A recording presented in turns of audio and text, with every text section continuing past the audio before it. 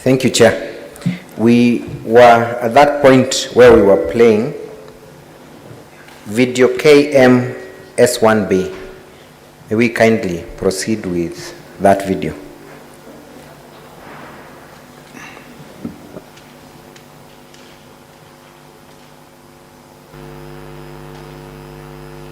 Governor akae na sisi ndio tukubaliane. Wananchi wamekuwa akitupigia simu kututuma tuende kwa county assembly, tuende kwa governor tupeleke mahitaji yao, lakini governor hawezi tusikiza. Wananchi wanataka wanatupea watu kuajiri, lakini governor hawezi tusikiza. Hatuwezi jua anataka kufanya kazi namna gani. So tunaomba kama governor amekataa kutusikiza, na sisi tuendelee na biashara zetu huku na yeye endelee na zake huko. We have today resolved that we are not ready to listen to the governor's address, which was scheduled tomorrow, Wednesday, in the afternoon. Therefore, we feel if the governor has no time to hear to our demands and to our needs, the needs of our electorates, we are also not ready as an assembly to give our audience. That's why we are saying,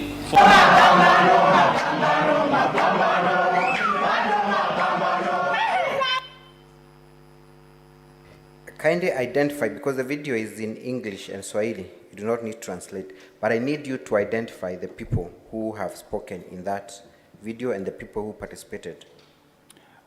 Is the entire assembly that is participating, but those that have spoken is the Speaker of the County Assembly, Ayub Bund, is the leader of Majority, Evans Bawira Karia, and also the leader of Minority, Mwenda Idhiri. Mwenda Idhiri was one of the witnesses who appeared before this Senate. Is that true? Yes. Thank you. Let us proceed, Honorable Chair, and again watch video S1, KMS1A.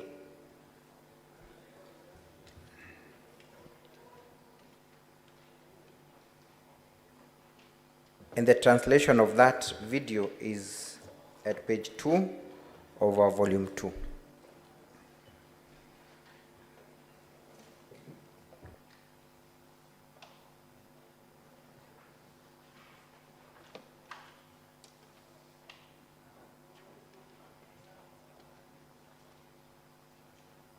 Ngapana kabisa.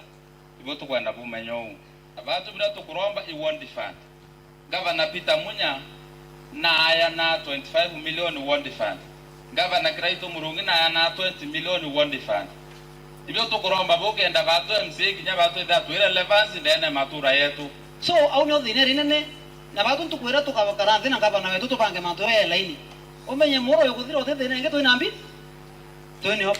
The same way Aurelio ate menya weta kuata mwana assembly no mwanka amenye mudhara ni tengeri wondi fund. 30 million kana 50 million amenye project ike bangwa anto bawe nambi. Bena mecha na hivyo tuna maana hivyo tebinge. Unikambu atiri meru etina dinenene. Dinere ryo no ira bora ike kuigwa. Iro mbare yakwa na governor ya kinyaru ari watu etaru ari oro. Tukaria manto award development fund.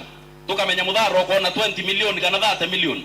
Abone ko na 10 ayo kana 20 ayo na kungi ayo menya uke tuendelete na ngwina ikambiririe kuyanture ne chietu tibungi bunene buryo.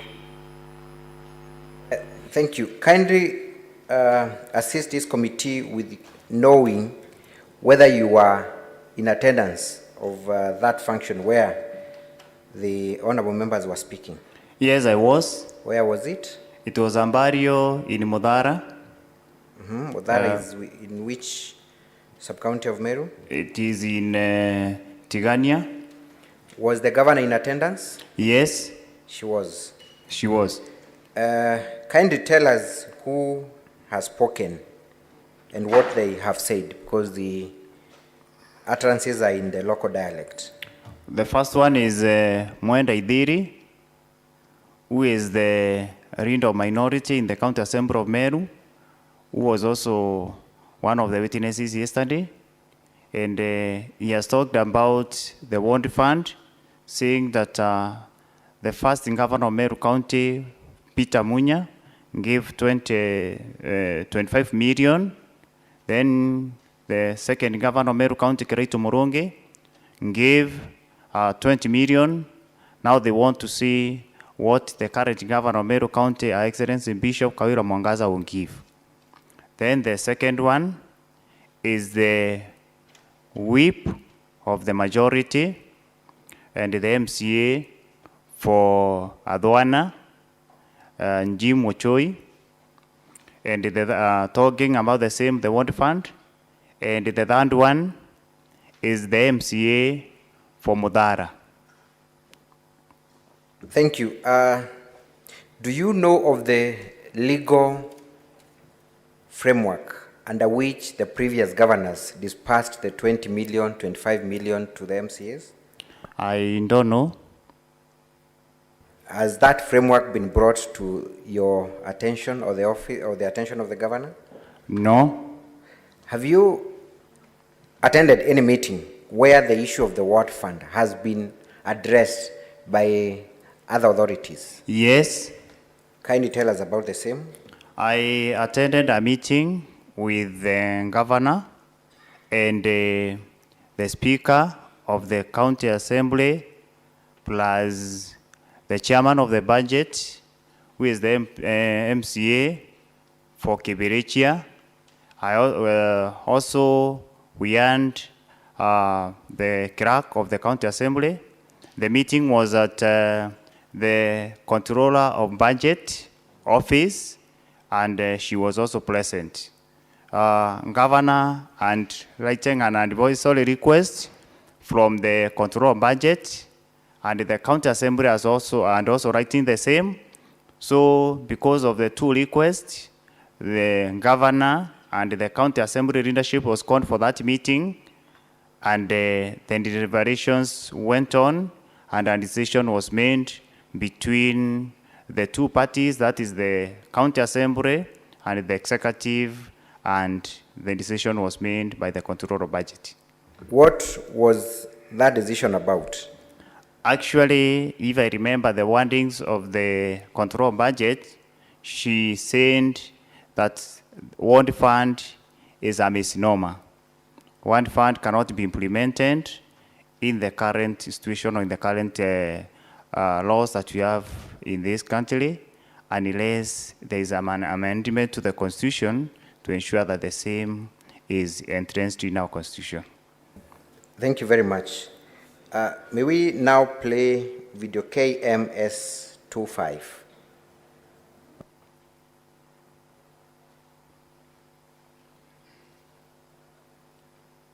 The translation is to be found at page 208 of volume 2, page 208.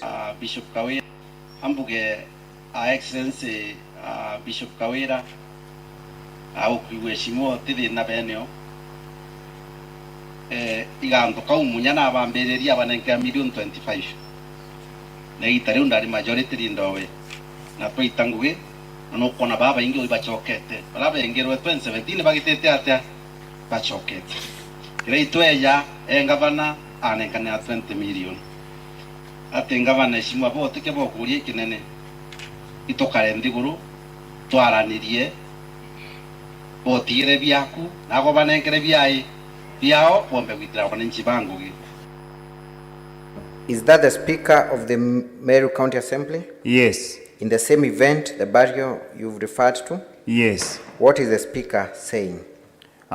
Speaker is saying that there is no other issue that is in County Meru.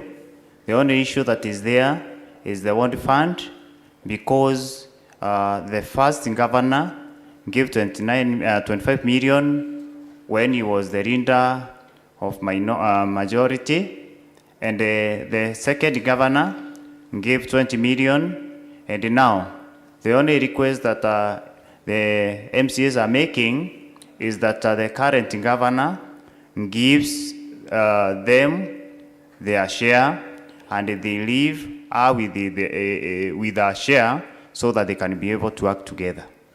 Thank you. Tell us about this development fund or World Fund as has been discussed by MCAs.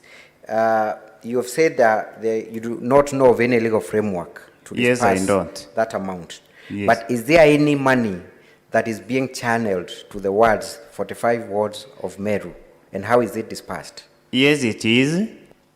Like, for example, in the current budget that we have, the budget that was passed last year, that is the budget of the year 2022-2023. It had an equalization fund for all the wards, that is 10 million for every ward. But that money is not given to MCAs, it is retained in the line ministries.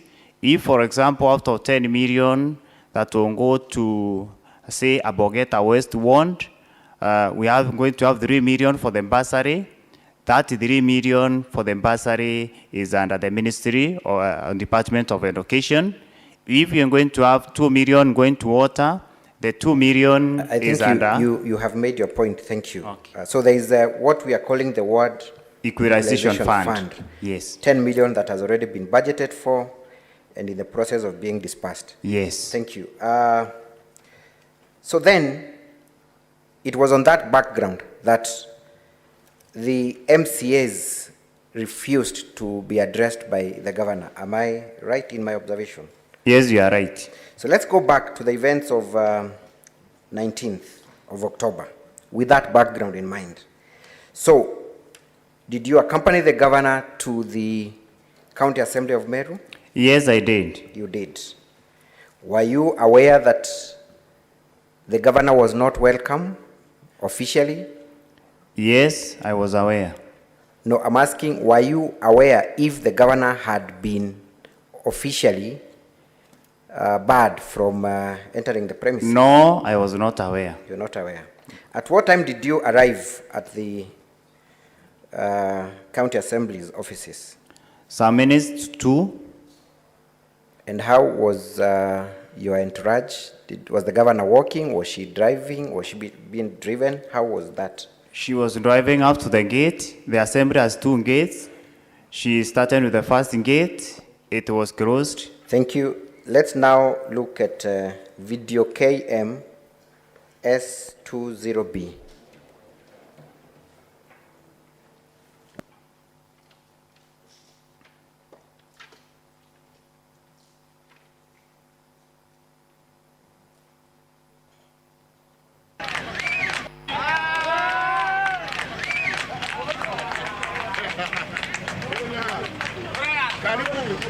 Gavana ni mama, fungulia gate bana. Gavana ni mama, gate yangu napata ufai jama ndani. Mheshimiwa, mama. Ndio kuona ndekweza. Gate ni rugo. Wewe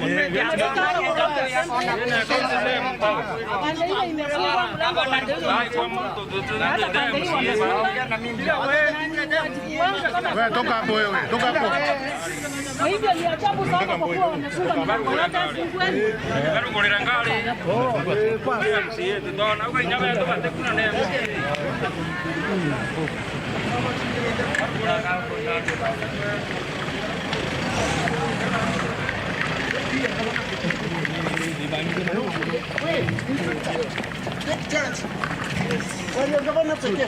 Yes, sir. Na mlikuwa mmefunga gate kwa nini? Mmefunga pande ile, mmefunga pande hii, why do you close the doors?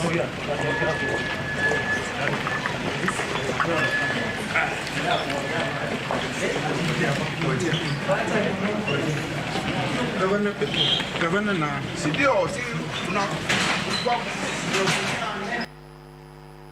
Before we proceed, is that a forceful entry in any way?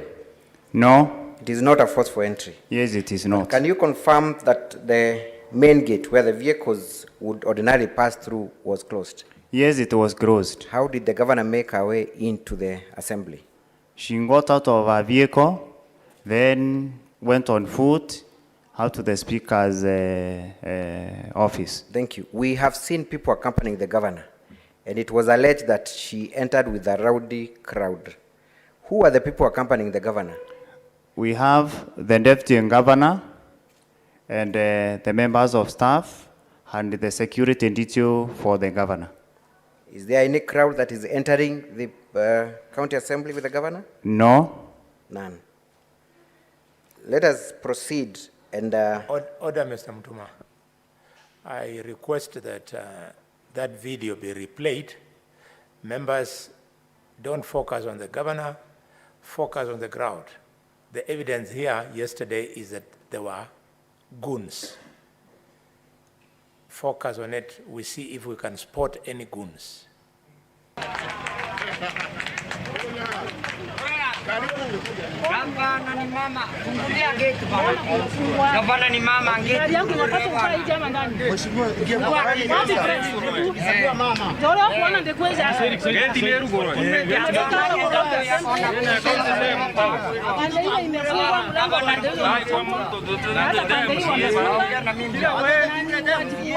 Wewe toka hapo wewe, toka hapo.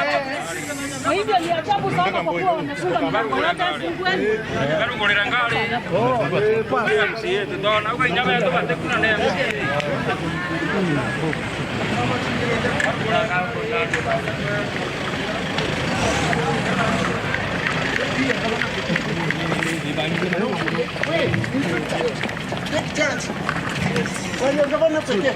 Yes, sir. Na mlikuwa mmefunga gate kwa nini? Mmefunga pande ile, mmefunga pande hii, why do you close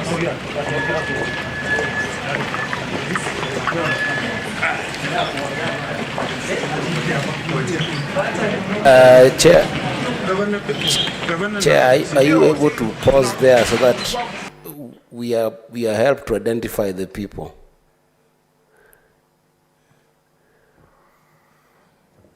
Yes, we can have it paused over there, yes. Chair, it needs to be a little bit rewinded.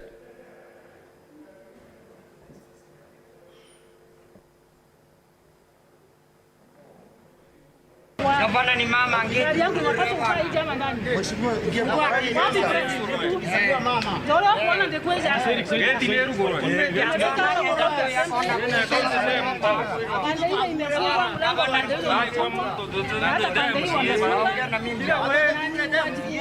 Wewe toka hapo wewe, toka hapo. Kwa hivyo ni ajabu sana kwa kuwa wamefunga milango yote fungueni.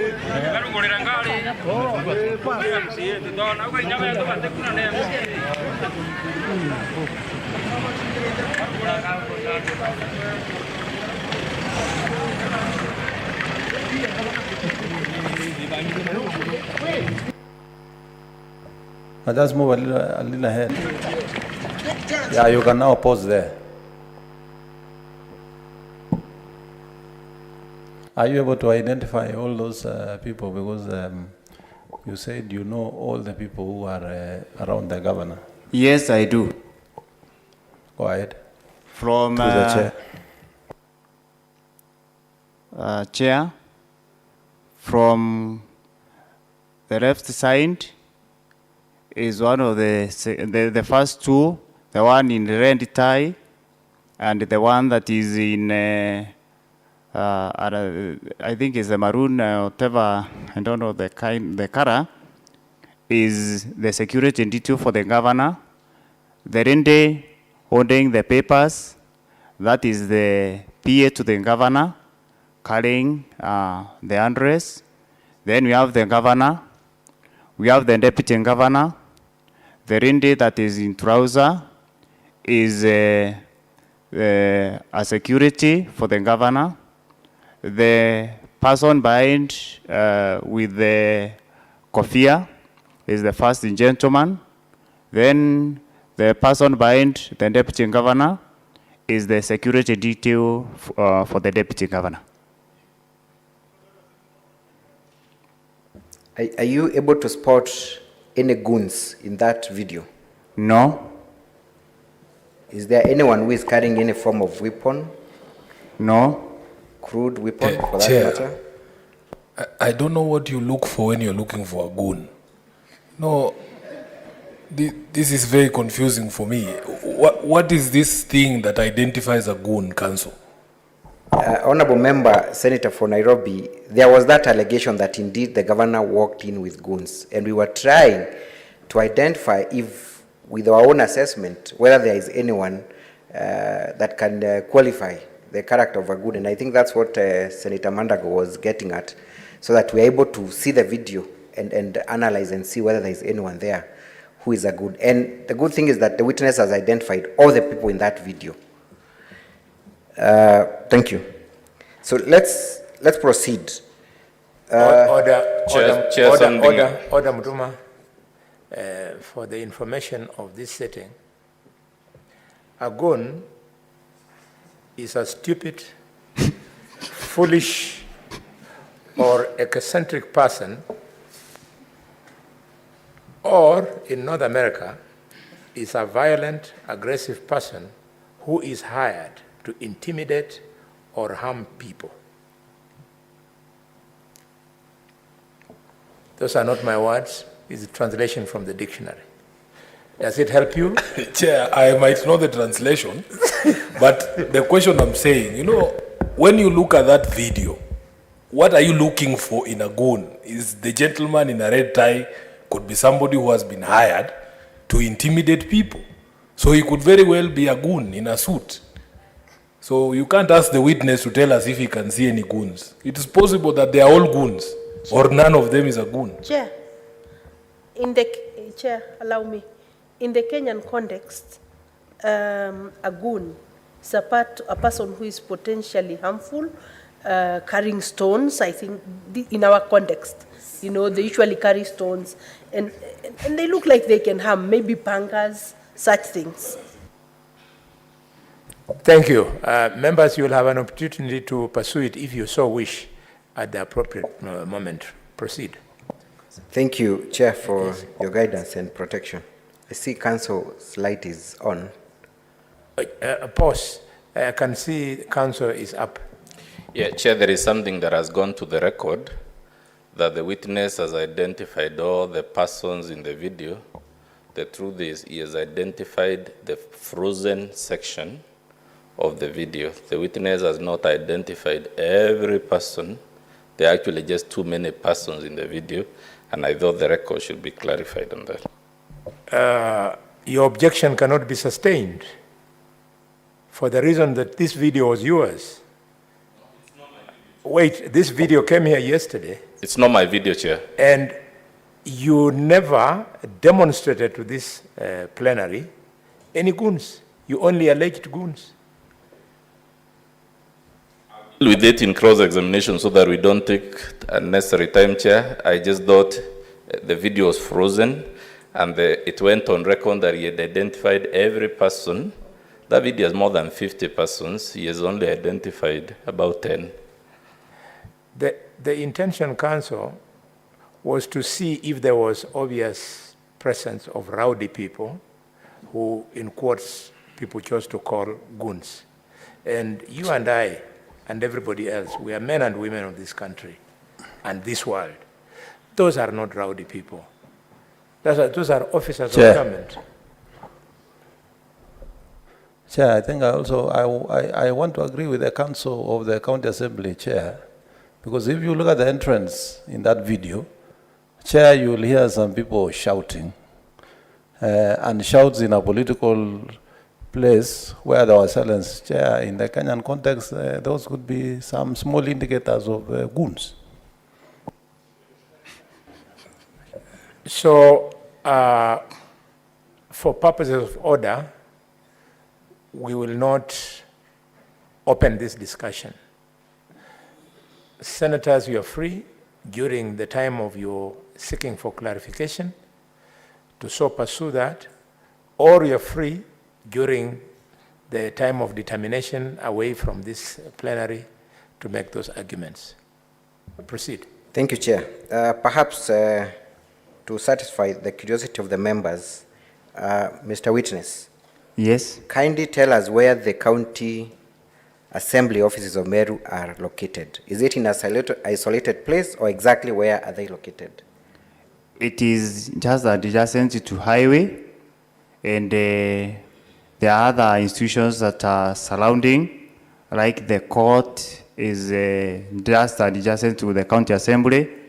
The office of the governor is on the other side, adjacent to the county assembly. The library and is in a congested place. That's what I mean. So it is in a congested place? Yes, it is. So the people, are you able to identify the people that are seen just before the governor enters the county assembly? Who are they? The ones? we have seen some people with the governor, and Honorable Mandago has alluded to the fact that we have had people shouting. Who are those people who are shouting, if indeed they were shouting? Of course, there was more people that they could not know, the members of the community. Immediately they saw governor getting inside, they started coming. But the governor not come with them, but they started coming.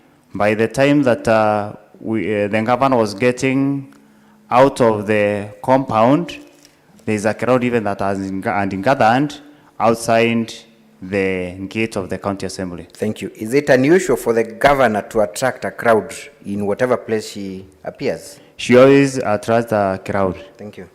Can we move on to the next question, or rather video? But before we go to the video, so when the governor entered the compound, where did she head to? To the speaker's office.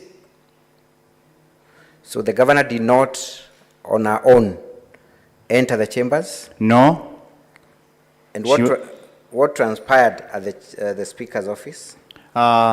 They had a small meeting with the speaker, and thereafter, the speaker and the governor, after the speaker interrupted, then speaker and governor went to the county assembly, and they were received, whereby the speaker welcomed. Thank you. Can we now play video KMS20C? KMS20C.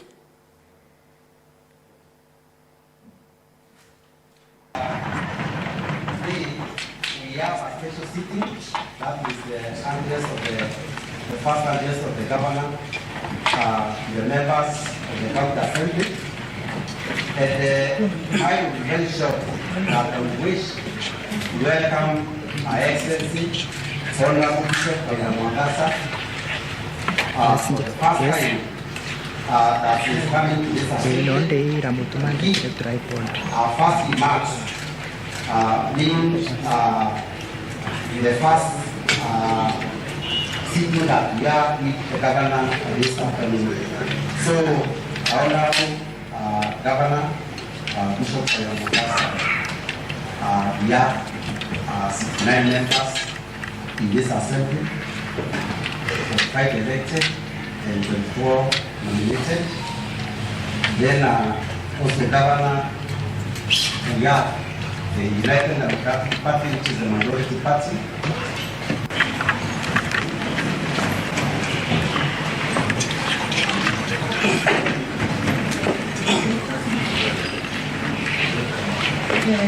Honorable Speaker of the County Assembly, the Deputy Governor, honorable members of the County Assembly, officers of the national government and the county government president. It is an honor and a privilege to stand before you, Honorable Speaker, and the honorable member of the Assembly, and address you as the governor of the great country of America.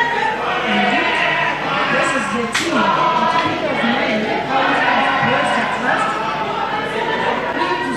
to steer the development agenda of the county in the next 5 years.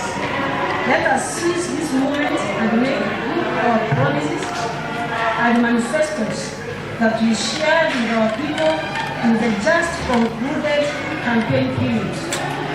I acknowledge that we are all here, the Honorable Speaker, honorable members of the Assembly, and the Deputy Governor, and I, as a result of the electoral process that was vigorous, involving, and highly competitive. I salute good law for emerging health victories.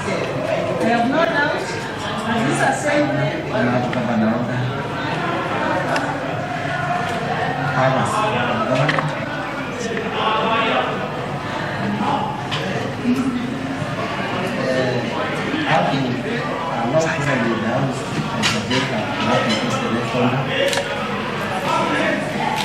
Order number 3, adjournment. Honourable members, this assembly stands adjourned up to 25th of Tuesday, 10th October 2022 at 10 a.m. Thank you.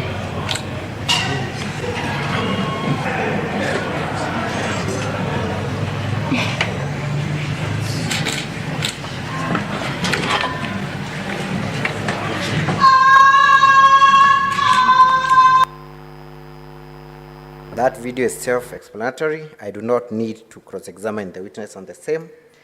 Can we move on to the other video, where now the governor is outside the chambers and addressing members outside?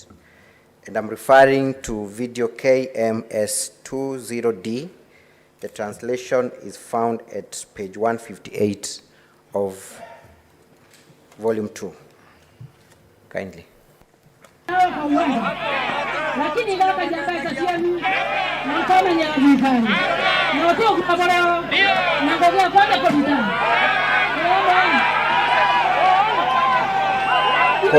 Kindly pause that video. Are you able to identify a stone being pelted to the governor, at the governor rather? Yes, actually two. From what direction is that stone coming from? From inside the county assembly. Kindly, Mr. Chair, with your permission, can we replay that video?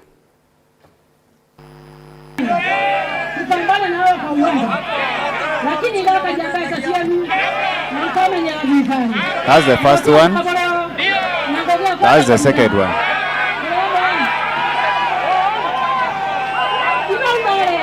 Thank you, Chair. We have another video in slow motion, just for clarity purposes, and that is video number 20E.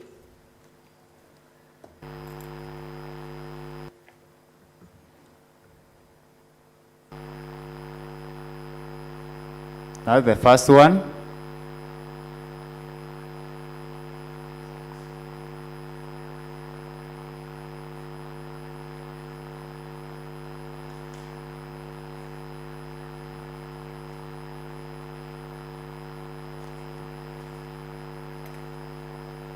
That is the second one aiming at governor. Thank you. Hitting our car. Thank you very much. Can you confirm from that video, and perhaps we can have the video post, for you to confirm the buildings behind the governor? What are those buildings where the stone is coming from? The county assembly of Meru. That is the county assembly of Meru? Yes. Where we have two flags? Yes. Were there any members of the public inside the county assembly? No. There were none? There were none. Was the governor hit or her car ever hit by those stones? Yes, the car was hit. Yes. And was reported at Meru police station. Meru police station? Yes. I believe we have an OB to that effect. My assistant counsel will guide me on where that document is. So then, when the allegation comes up that the governor forcefully entered the county assembly.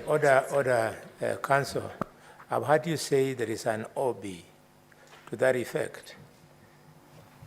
Yes, I'm being assisted to trace the same. Is it part of your evidence?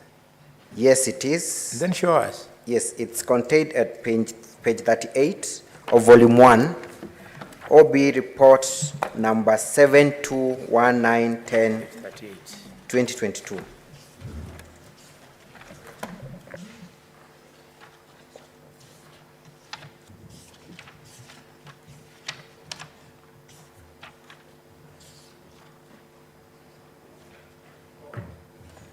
Go on, Counsel. Thank you. So that incident was reported at a police station? Yes. Thank you. So when the allegation that the governor forced a way into the county assembly and incited members of the public, what do you have to say about it? Governor was the victim. The governor was the victim? Yes. Thank you. Enough of that. Let's proceed to, and I note I have 30 minutes and I still want to yield to my learned friend. I will play 3 more videos, then I yield to my learned friend. Let us go to the issue of public participation. You are a resident of Meru, aren't you? Yes, I am. Are you aware of any public participation in respect to the impeachment motion against the governor? Yes, I am. You are aware? Yes. How was that public participation conducted in your experience as a person who was in Meru during this period? I can call it was just a symbolic. Shambolic? Yes. That's what you mean? Yes. What makes you think that the exercise was shambolic? I attended 2, and there were fightings in those public participations, and again, it was one-sided in that in all the entrances, in all the podiums, if you are not supporting the impeachment motion, you are not allowed to speak. I attended situations where there was fights and it was chaotic. Thank you. And who was presiding over this public participation exercise? The MCAs. The MCAs? Yes. With your permission, Chair, may we now play 3 videos, KMS29A as the first one. KMS29A. Meru County elected and nominated leaders consultative meeting. As you are aware, Meru County government has been experiencing some misunderstanding for a while between the executive and the Meru County Assembly. That is not a video. Key among the causes of this misunderstanding is the one fund, an issue.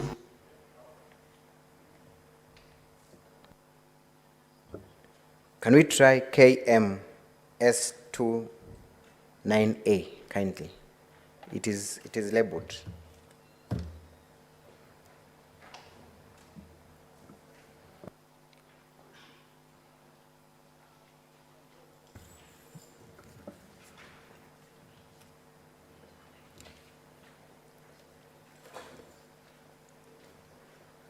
Chair, kindly can I have the time freezed for a moment as the Secretariat tries to organize themselves?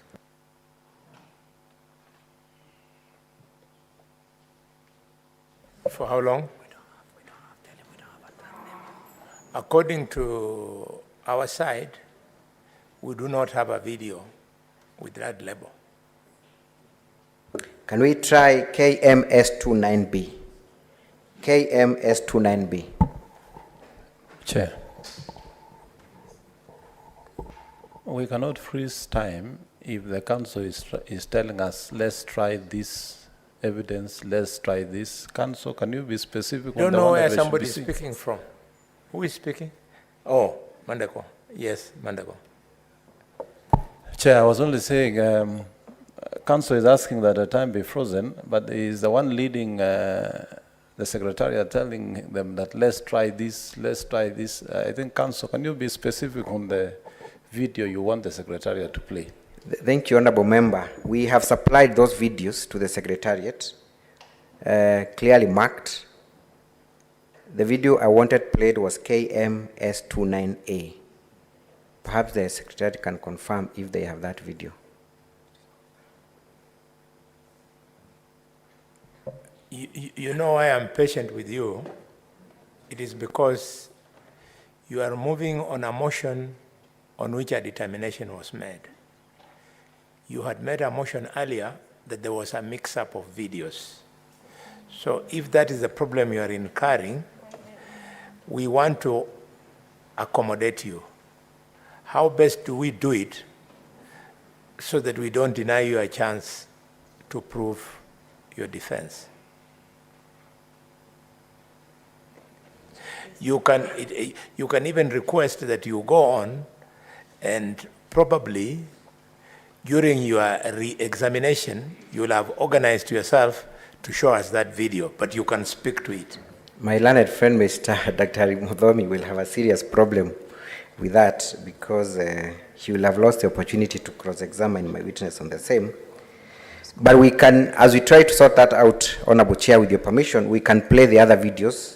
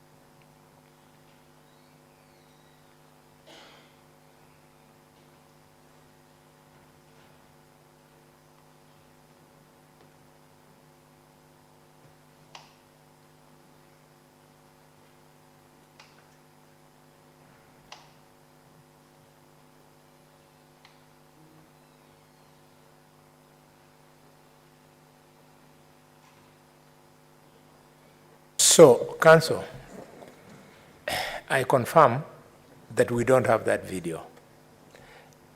Following your application, the old videos you had given us, new ones were brought. So what I would like you to help us with, would failure to play this video be fatal to your case? Not at all, Honorable Chair. I can proceed without the videos. Then proceed. Thank you. Can we then play videos KMS3, which I believe are with the Secretariat? KMS3. Women Rep Meru County, Honorable.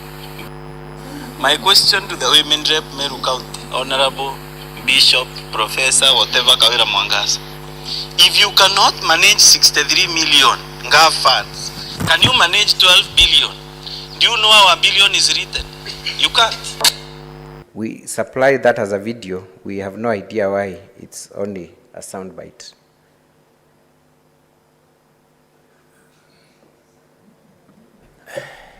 We are playing what you gave us. Can we try KMS 18? I really do not know.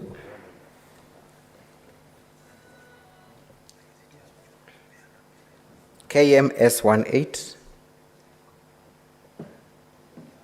And for these videos, Honorable Chair, I would really request that we are given time to play them, even it includes us playing them from our laptop, because I'm sure my learned friend, Mr. Muthomi, has seen those videos. So we did supply the videos. We have no idea why, for some reason, they are different. Can it play on your laptop? We can. With the permission of the chair, the secretary confirms that they can do that. Kindly stop. Pause.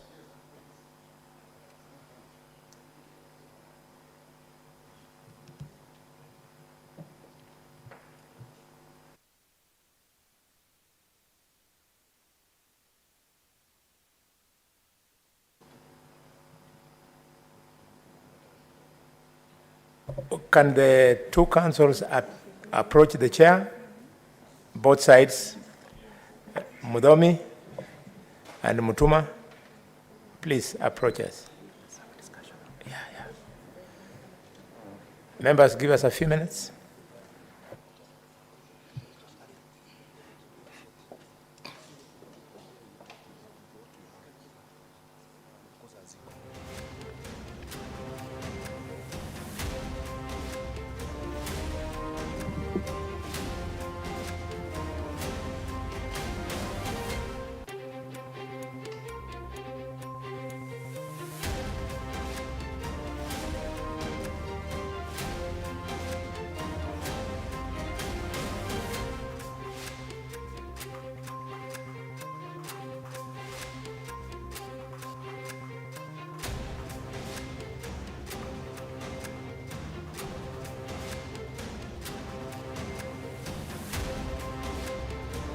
Well, so members of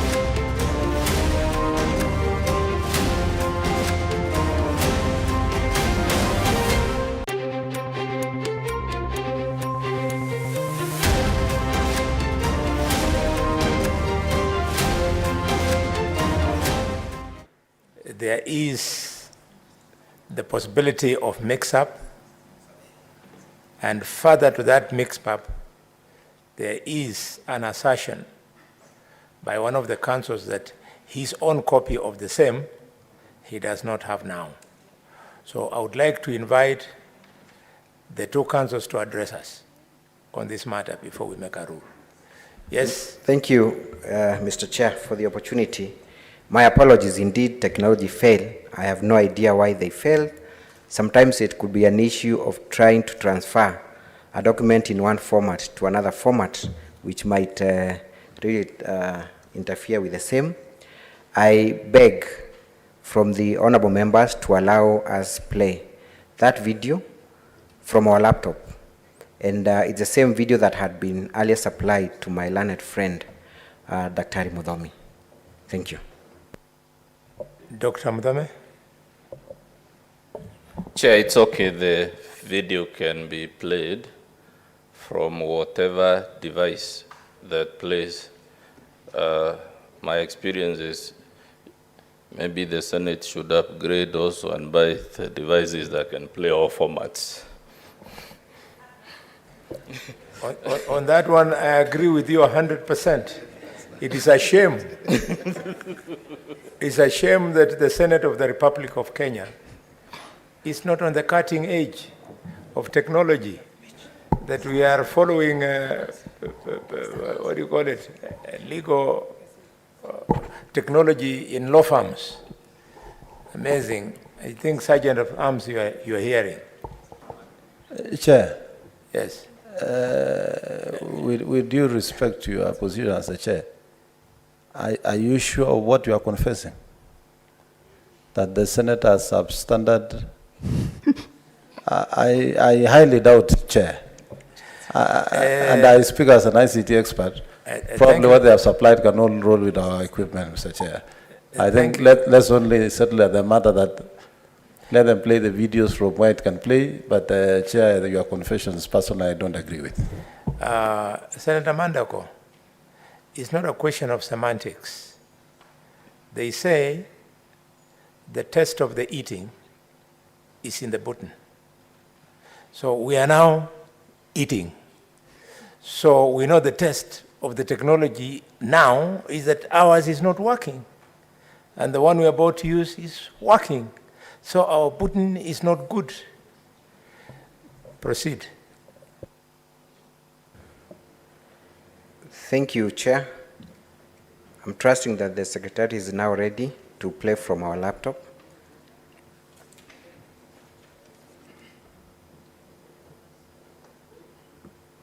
Because of that mix-up, we will add you a correction of 10 minutes so that you don't lose your time. Thank you. Thank you very much, Chair.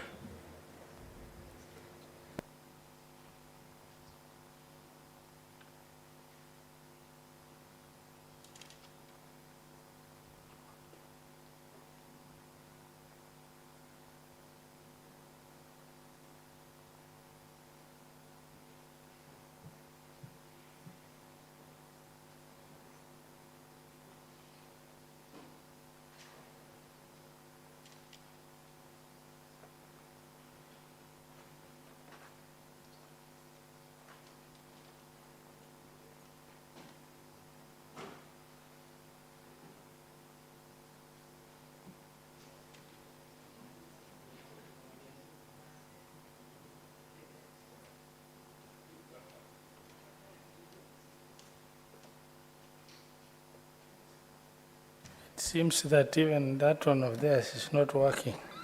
Maybe you spoke too early. It confirms my position, Chair.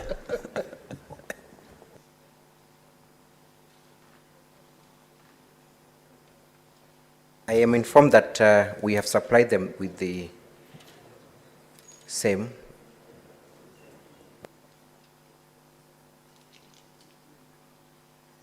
Okay. I think we have a big problem here. They are now saying you speak through the mouse, the mic, and tell us which one you want played. Now they will play it. I don't know what magic they have played. Thank you. Can we look at KMS29A? KMS29A.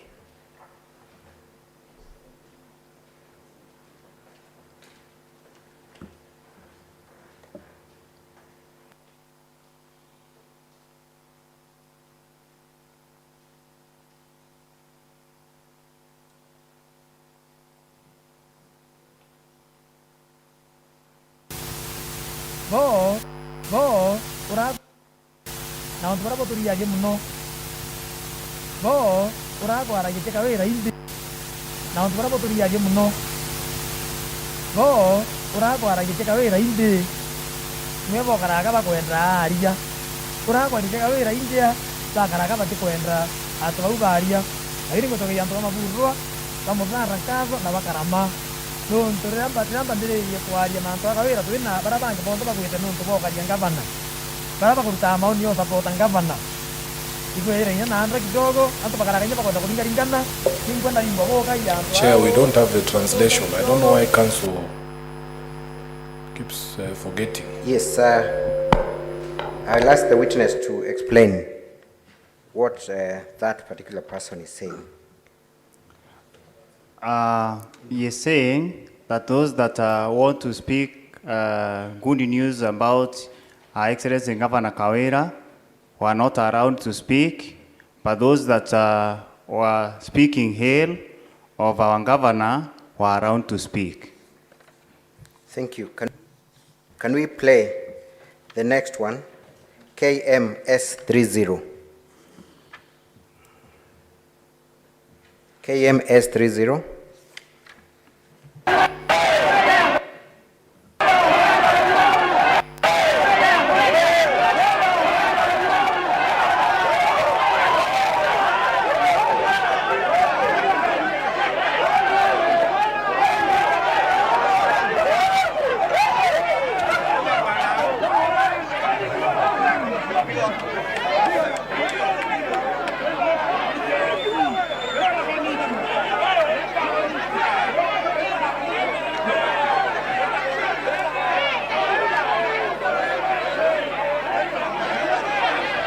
Because of time, we can have that video post. We were unable to translate the noise and the chaos because it doesn't come in any particular language. But the witness can maybe confirm if he knows any of those people appearing in that video, especially the person being hounded out of that forum. Yes, I know him.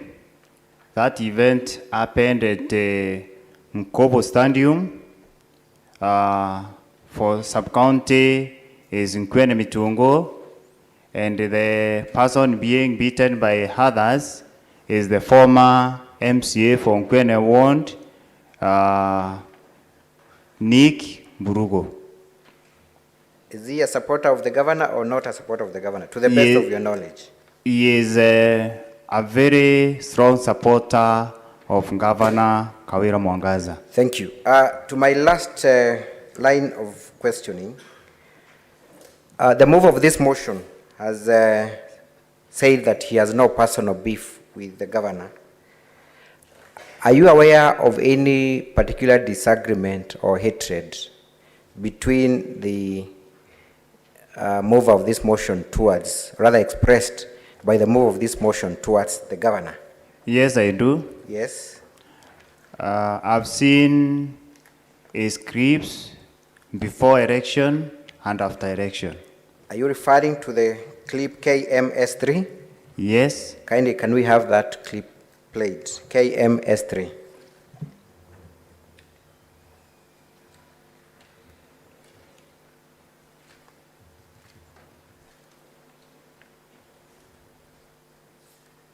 Professor whatever Kawira Mwangaza.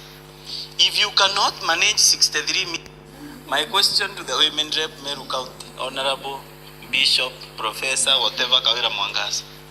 If you cannot manage 63 million GAV funds, can you manage 12 billion?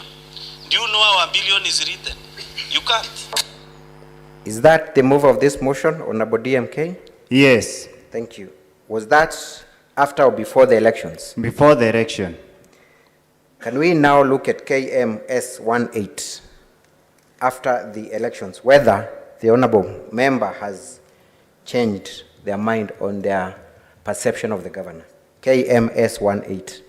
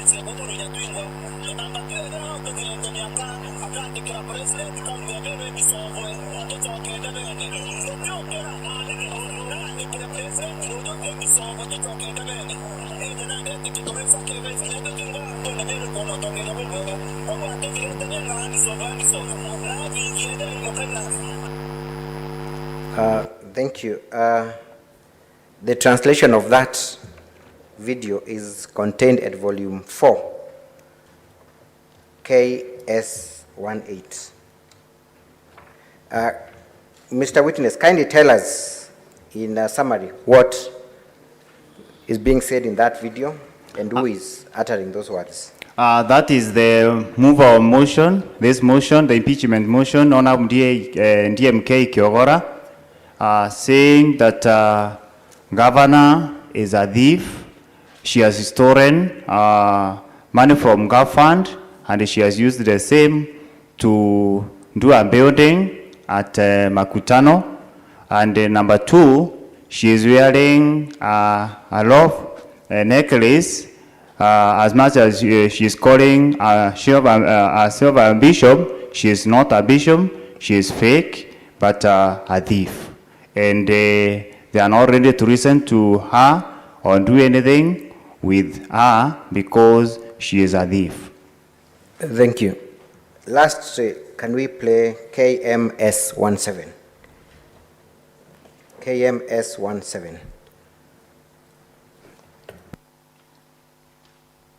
airongo theri aicho chanto against the MCAs na ni urongo utaira Meru tenda gwira Meru nteto icho ngavana obwira icho orongo tenda to jao mairio kwaza kantra anta ndero nyao mu humiliate on to no tongoria tene kwambira anto pele nteto icho utaira icho orongo tabure tagwa ni urongo bubuon. The translation is found at page 108 of volume 2. Who is that speaking? Is Mwenda Idhiri, the Rindo Minority County Assembly of Meru. The same person who appeared before this Senate to offer evidence? Yes. What is he saying? He is saying that governor is a liar and whatever he has told the Meru people is not true, is false, only that he was not given time, he could elaborate everything. Thank you. And while we are still at this particular witness, he appeared before the Senate yesterday and talked of being vilified by the governor in his ward. Were you present during that incident? Yes, I was. What date was it? It was on 24th of October, 2022. What transpired? Why were you in his ward? We were on an environmental meeting with the governor. Actually, the governor was distributing some seed to the farmers in the area. Was the honorable member invited for that meeting? Yes, he was. How was he invited? He was invited through myself and through the acting CEO, acting chief officer, agriculture. At what time did the member for the county assembly for that ward appear for the meeting? Immediately after governor and rose to speak, because I was the master of ceremony of that event, and immediately I handed over the microphone to the governor. That's the time I saw him coming. He testified that he was present throughout, even before the governor made her speech. Is that correct or not correct? Not correct. Not correct. So what transpired when he walked in? He walked in when governor was speaking, and because of that, governor gave him a mic to speak to the people. But governor was still standing because protocol deserves that when governor starts speaking, no one else now can speak in the same meeting. So did he speak to the crowd after the gracious invitation by the governor? Yes, he tried to speak, but the crowd was against him. Crowd was telling him that he shouldn't apologize for what he has done to the governor. Is it the governor who called the crowd to boo him, or it was the crowd that demanded for that apology? It was the crowd. Actually, the governor was trying to control the crowd because the crowd was saying is a must that he apologize. At one point, the governor said, I can apologize for him, but the crowd said, no, let him personally apologize for the deeds that he did to you. When the person alleges that he was violently hounded out of the stage, did you witness any such hounding off stage by the governor? I did not. You did not. So in your witness before this Senate, has any of the allegations against the governor been proved based on the facts that you are aware of? None that has been proved. None that has been proved. I think that is all for this witness, Honorable Chair. I hope that I have kept time, unless my learned friend has one or two issues to clarify. I believe we still have the extra 10 minutes that you had promised us. Yeah, precisely. Your time is now up. So I had given you a bonus of 10 minutes. Take advantage of that, Council.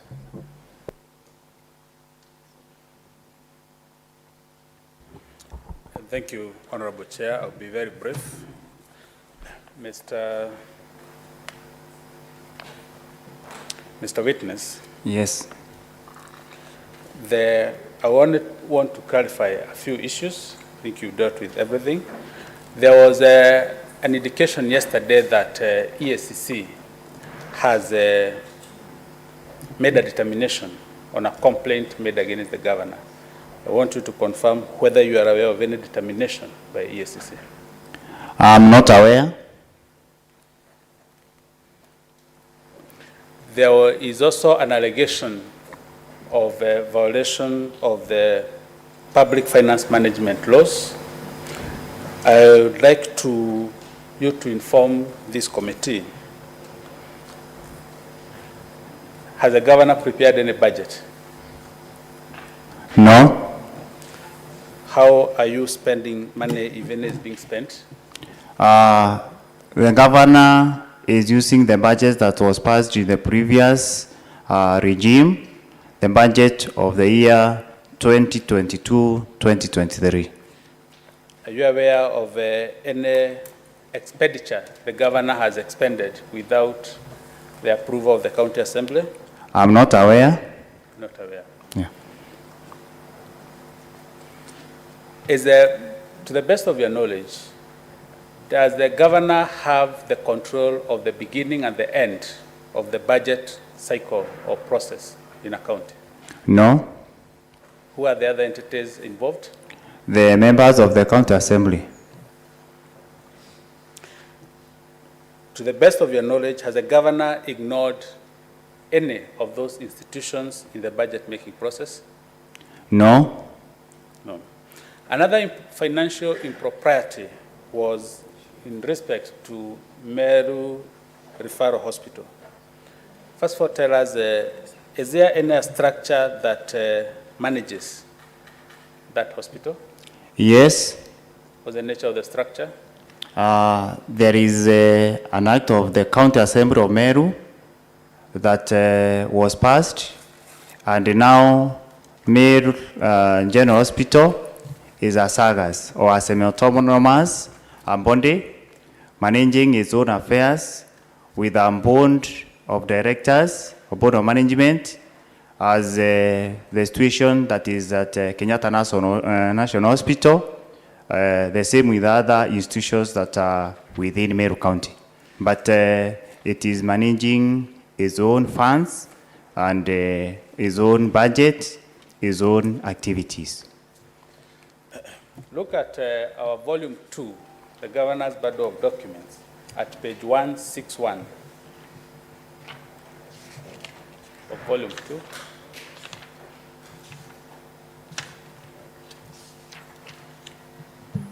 You can see the document there? Yes. What's that document? That is the Meru teaching and referral board and the matters connecting to the bill that I talked about. And the following page, what is the description?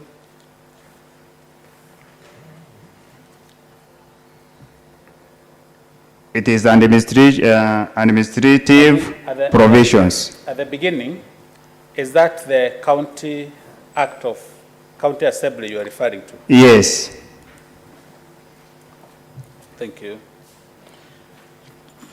Has the governor directed expenditure of any money outside that framework? No. Is the governor a player in that hospital? No. Does she have any control in that hospital? No. There are allegations that have been made of demeaning and vilifying public leaders in Meru County. And they are cited in the charge number B. Some of them you have alluded to. Have you seen the governor vilify any public leader? No. How would you describe the interaction between the governor and other public leaders in Meru County? It is a good working relationship. There was a ward administrator in one of the markets you visited, and you alluded to earlier on. What's the name of that ward administrator? The Mwenda. He's called Mwenda, sub-county administrator, Nkwene Mitugo. In his affidavit, he says he cooperates and coordinates county affairs. It's true. How do you describe that working relationship with the governor? It is good. Is he also a leader in the county? No? A ward administrator who coordinates county affairs. Is he a leader in the county? Yes, yes. There were allegations made about the first gentleman of the county and his words he has uttered.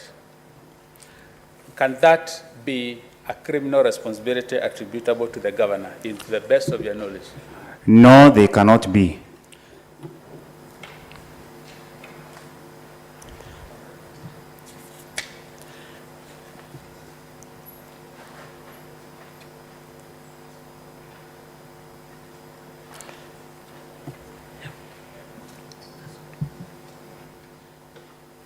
Is there anything else you would like to explain briefly that you have missed out? Something small Yes. that I need to explain. There is let me call it a confusion, because our governor was a philanthropic even before the election, even before she became the Women Rep Meru County, and she was running a program called Okoa Kana Kameru, Saindia Mtoto wa Meru, and she has been able to have many people that she has been employing using her money to that program, and there is a lot of confusion that those people that she employs in every place are referred to as county government employees, whereas they are not county government employees. They are people that are trying to assist her to run the program that she has been running as an individual, not as the governor of Meru County, including the first gentleman, who is now the head of that team as the ambassador of the Asoras of Meru County. Thank you very much. The first gentleman, before the governor became a governor or woman rep, we were told that he was a cultural ambassador. It's true. Who appointed him the cultural ambassador of Meru County? I can't remember. You can't remember. Yeah. Does he have any other activities? Your time is up. 2 more minutes, close up. Does he have any other activities he has engaged in that promotes the county of Meru's image, the first gentleman, in an independent capacity? Yes. Such as? He has been a musician and as much MC of some functions, and we have also been using him as the MC in our functions before governor was elected in Meru County. Thank you very much. Honorable Chairman, that's all for this witness. We yield the witness to the committee and for cross-examination. Welcome. Time to cross-examine.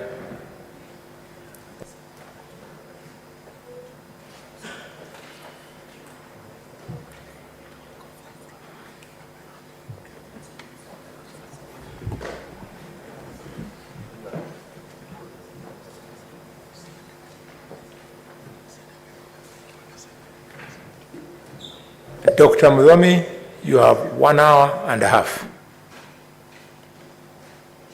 Chair, there is an emerging procedural issue we crave your leave to raise before we begin the cross-examination of the witness. And the issue is as follows. Go ahead. The governor has chosen, perfectly within her rights, that she will not give evidence. And whereas that's within her rights, and she can't be faulted for it, we find ourselves at a disadvantage.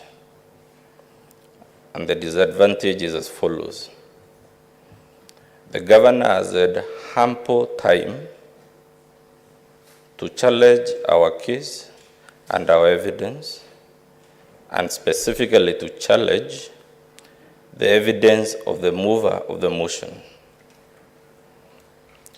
Our problem is, even as she exercises her right not to take to the witness stand, She has filed before you several affidavits, one of them by herself, some of them 3 or 4 others, by persons who will not also be taken to the witness stand. By law, those affidavits are part of your record. By law, those affidavits are evidence. The whole essence of an affidavit is that it is sworn evidence in writing. To the extent that these people are not being called to testify and specifically to be cross-examined, we run the distinct disadvantage that whereas the governor's side has had the ample opportunity to challenge all our witnesses by way of cross-examination, we deny an equal opportunity. Chair, you just said for the goose is good for the gander. Now, our problem, Chair, is we can't force persons who are unwilling to testify to take the witness stand. But I also understand, whereas the decision the governor and the deponents of those affidavits have made is perfectly within their rights, the decision they took is not to give evidence in chief. We would want it to be clear from the record that we are making an application to cross-examine the governor and our witnesses on the deposition set out in those affidavits. Of course, Chair, they can still choose. They don't want to avail themselves for that cross-examination. If they choose, they have already chosen they don't want to give evidence in chief, perfectly within their rights. But if they also choose that they don't want to be cross-examined, and we are making the application under Rule 10 of your rules, that they be called so that we cross-examine them. They are not obliged to accede to that request, Chair, but it should be clear on the record that they are not amenable to be cross-examined, so that in our closing statements, then we'll crave your leave to address you on the implications. Because if that issue is not addressed, you remain with our evidence thoroughly challenged, which is okay, but the evidence taken for gospel truth without the opportunity on our part to show the gaps, to show the contradictions, hopefully some falsehoods, and in short, it will not be a fair trial. This is a trial. The Senate is sitting as a trial chamber. So let them confirm to you. We already have their confirmation that these persons will not testify. But let them also confirm to you for the record whether they also don't want to be cross-examined, so that we close that matter and then I can proceed with the business at hand.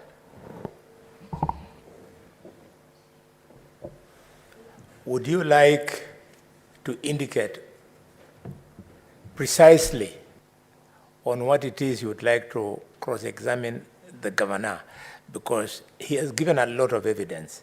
Are you telling the chair that you want to cross-examine her on her affidavit?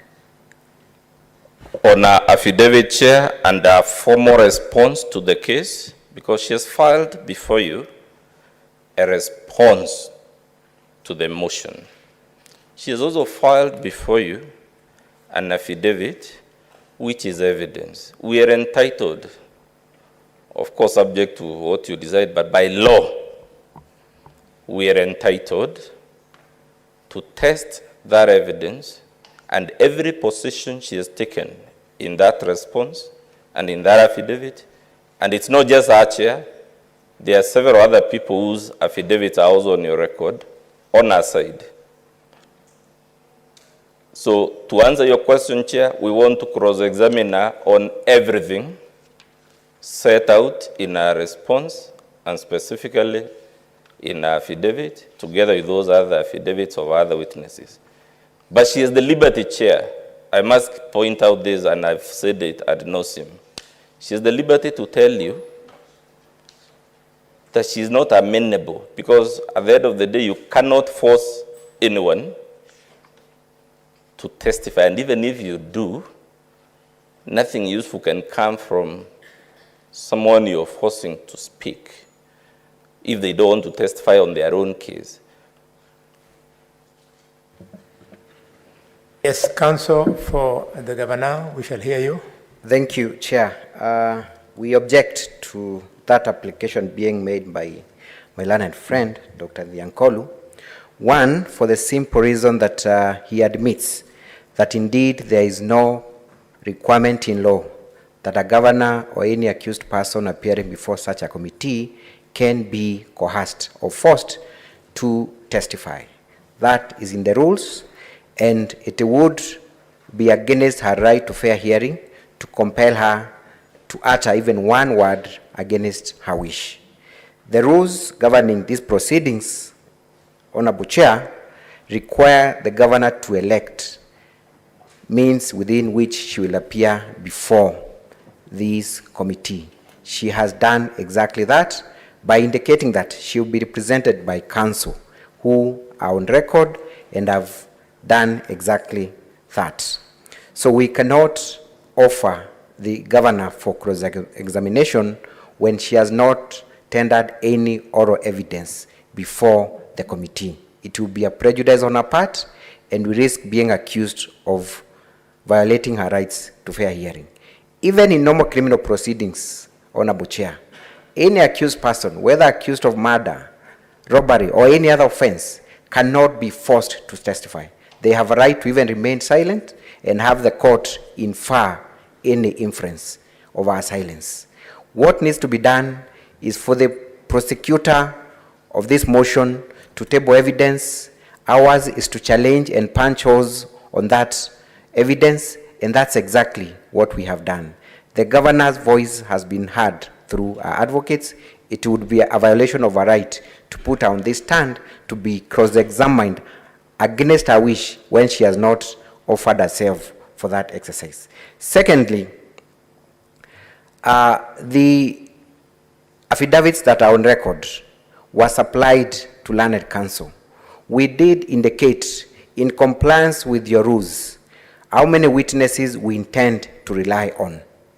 That was not objected to.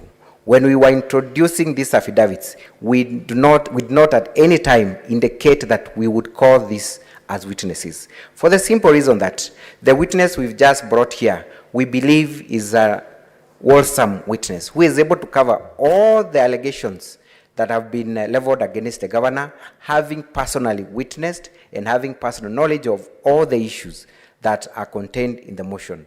Those affidavits merely corroborate what the witness has confirmed of events that he attended personally and has personal knowledge of.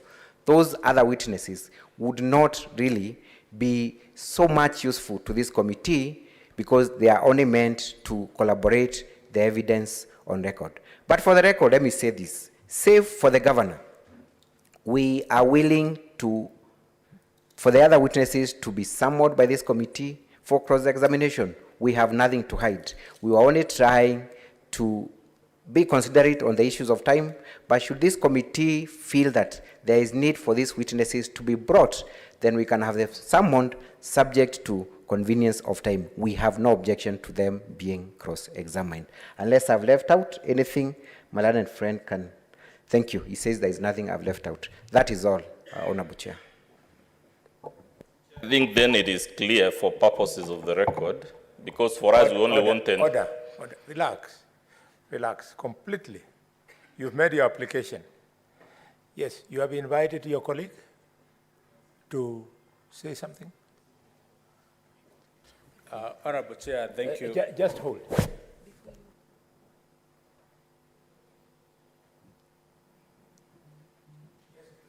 Proceed, sir. Honorable Chair, thank you. There are only 3 issues I wanted to raise. I think the application by my learned friend has not been made at the most appropriate time, because in the course of a testimony by our witness, he should have allowed us to complete this witness.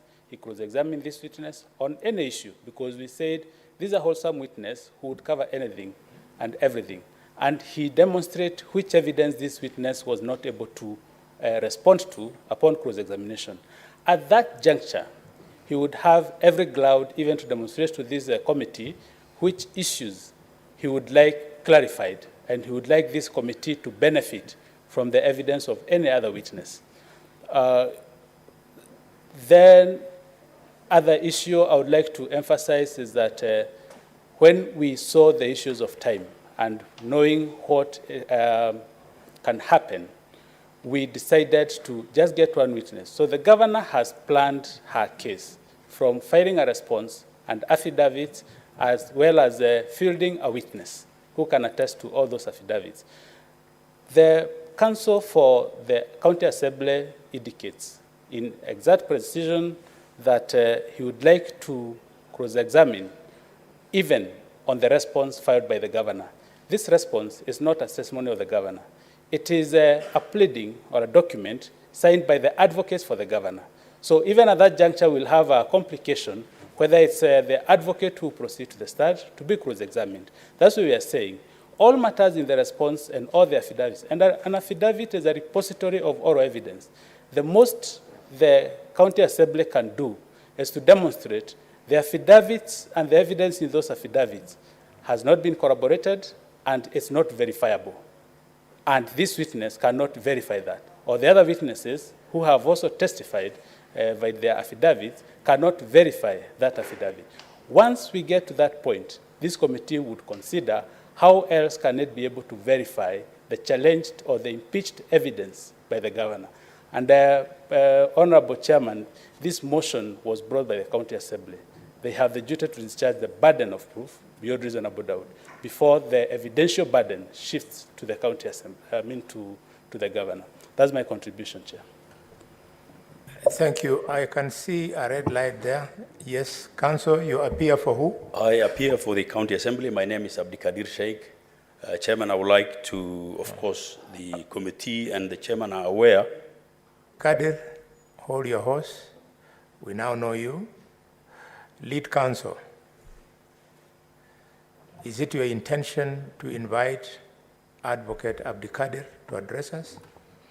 Chair, you can indulge him, but then again, at the risk of not taking too much time, I said all we needed in making this request was confirmation from the governor's side that they are not amenable to have the governor cross-examine. We are not even asking you to make a decision on the matter because they have the right to choose.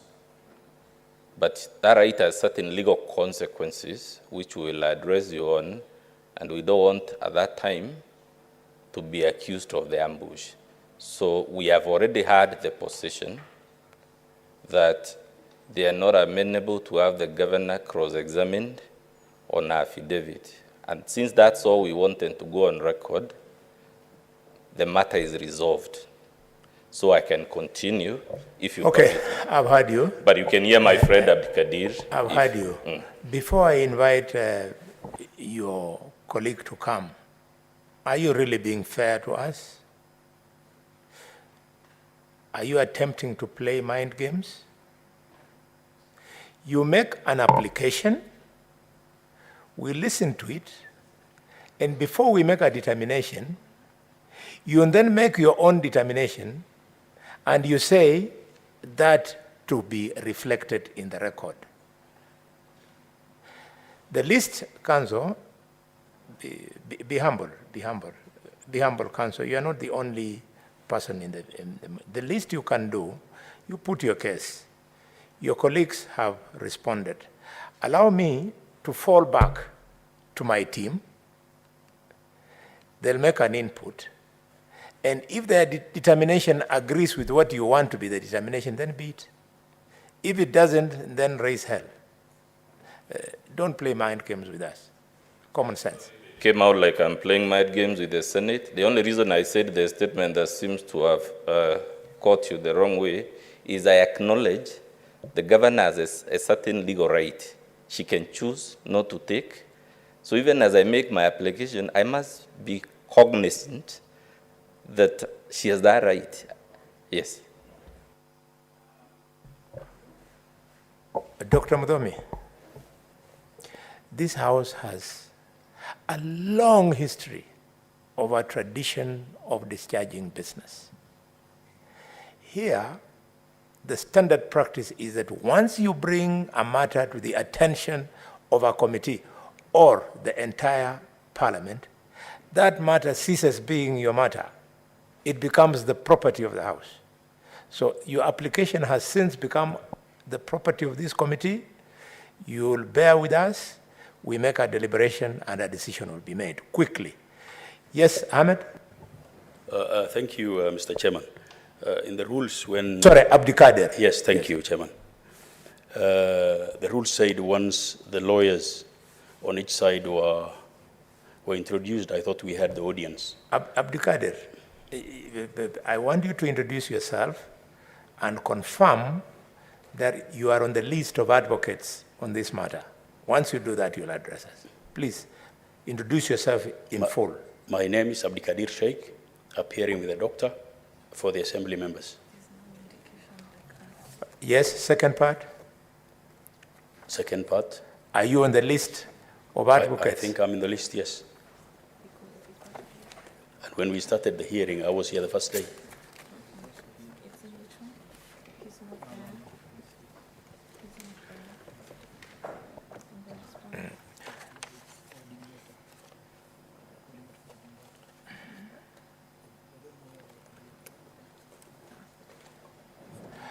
I'm not being harsh. It's just that if you are on the list of advocates, we've been going on from 24th up to now. We've not come up. I could help you, Chair. Abdikadir joined our team after we had already. But if you check your answer of yesterday, I had already introduced him as part of my team. But he is not in the original list, so that we don't spend time calling. You introduced him on the Hansard yesterday. Yes. So, Secretariat, without wasting time, you will confirm on Hansard if Abdikadir is one of the councils. He will be allowed to address us. If subsequently we find that he is not one of you, everything that he will have said, we shall strike it out. Abdikadir? Thank you, Chairman. Chairman, I wanted to comment on brief comments made by the Council for the Governor. Of course, the committee and the chairman is aware that this committee is not sitting as an appellate. An impeachment of a governor has got two processes. It starts with the assembly and it comes to the Senate to confirm. Since this is an investigative committee to confirm the allegations, the analogy given by my learned friend, like if it is a strict court, absolutely it's not. So I support the motion by my learned friend that it's only fair. Everybody who can help the committee to give information should do so. The comment I wanted to make about the analogy that they have the right not to say anything. It is different from a court setting. It is investigative. That's all I wanted to say, my chairman. Your point is made. Colleagues, I now fall back to you. First light, I have seen a light from Sifuna. Yeah, Chairman, as I understand the rules, if you look at Rule 10, it says the committee may, at the request of the county assembly or the governor, invite or summon any person to appear and give evidence before the committee. So that, in my understanding of that rule, all we need is a request from either the council, from the assembly, or from the governor, that they would want somebody summoned, and you and the committee would have the powers to summon that person. As to whether that person intends to participate in these proceedings or not, Mr. Chair, you will see that under Rule 11, there is the option of the county assembly or the governor choosing not to appear before this committee. And my learned colleague here has said that, persons under the constitution have the right to remain silent. My only question to counsel for the governor is, what is silence? I mean, silence does not mean speaking orally only. If you have filed affidavits before a committee such as this or a court of law, that is you speaking. That is not you maintaining silence. And it cannot be fair to the other side that you file affidavits upon which they do not get opportunity to cross-examine. The way to test the veracity of matters that have been set out in an affidavit is through cross-examination. So the question to counsel would be, what is the committee supposed to do with these affidavits that have been filed by the governor in the absence of opportunity for the assembly to be able to cross-examine that evidence before the committee? Lastly, Mr. Chair, I know my learned colleagues know a rule of evidence concerning documents called the best evidence rule, that in fact, Chair, as long as the higher or superior evidence is in possession of a party or may be reached by the party, no inferior proof will be allowed. My colleagues know what I am talking about. In the hierarchy of witnesses, I know you said that you selected these witnesses having considered the factor of time. I am just wondering, counsel, in the hierarchy of witnesses, who is the superior witness between your chief of staff and the governor? Who is actually facing those accusations? I would want some answers on those questions so that we can guide the committee on how we proceed. I thank you, Chair. Chair. The Senator of Washington Gishu, Senator Mandako. Yeah, thank you very much, Chair. To follow up on what Senator Sifuna said, Chair, in rule number 24, no person other than 1A, the governor, 2, a person who has been called as a witness by the county assembly or by the governor, or C, a person who is invited or summoned to appear and give evidence, shall give evidence before the Senate. The Chairman, in this case, Chair, the accused is not the Chief of Staff. And in my considered opinion, Chair, it is actually an opportunity for the governor to be cross-examined on affidavit, just to test the veracity of the information that is in the affidavit. And I think it just follows what the Senator for Nairobi said, Chair. I don't know what that Rule 24, maybe the councils in the House can help us understand.